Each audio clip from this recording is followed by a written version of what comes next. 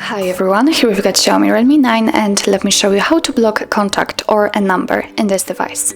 So as I said, we've got actually two options to choose from. We can block a number using our contact list or simply using the settings. So first of all, let me show you the first option. Let's open the dialer and go to your contacts. Let's find the contact you want to block, let's tap on it and choose the three dots icon. As you can see here, we've got block numbers option, so let's tap on it. I don't want to report it as a spam and tap on block.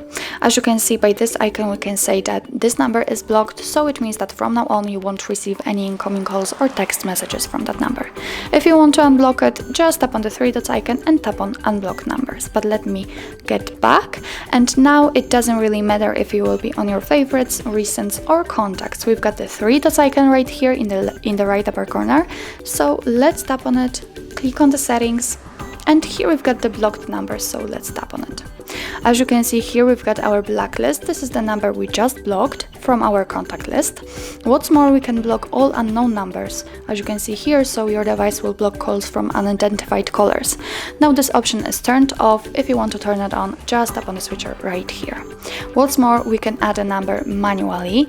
Just tap on add a number, tap on phone number, and as you can see here, we can type the number we want to block, tap on block. As you can see, it immediately appears on our blacklist, and from now on you won't receive any incoming calls or text messages. If you want to unblock the number, nothing easier, just tap on this X button right next to it.